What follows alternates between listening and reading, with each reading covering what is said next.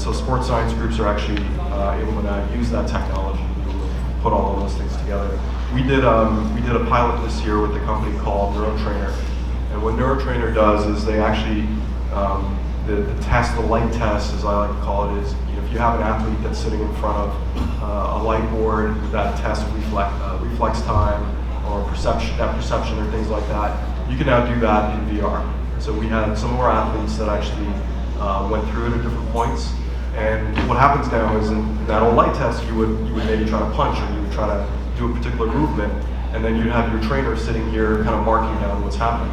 So if you and I both went through NeuroTrainer, you would do it, I would do it. We'd test you on things like depth perception, your reaction time, and about 3 or 4 other cognitive tests. Right after we're done, you would know your score and I would know my score. And then we could actually have everybody in this room do it and know where we rank against everybody else. So imagine knowing where you rank against a pro athlete in terms of cognition when you're 12 and how you could get better so you could actually make it to the pros. Or if you're a player just coming in the league and you want to be more like, you want to grow your skills in a particular area. So to be able to have that actually in VR, that happens in a second. So those kinds of things are changing the way, not only performance, but also recovery. That's big, that's big. And just to wrap up, in terms of investment, where do you think investors should really focus on when it comes to sports and tech?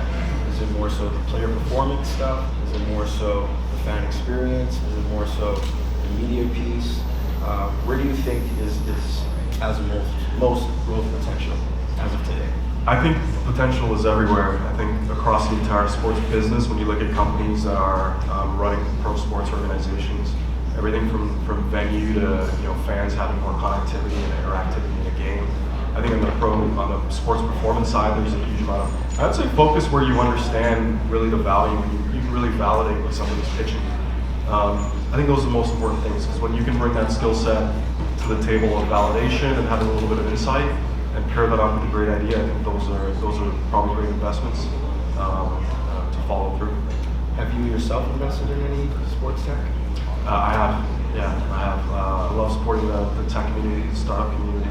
So many great. I got to do a little shout out for the Toronto tech community because we are, Toronto. The Toronto tech community is massive now. The talent here is incredible. The diversity is incredible, and the ideas that are happening literally in probably the 25 blocks around this building are some of the best in the world. So exciting time for all of us to be in tech.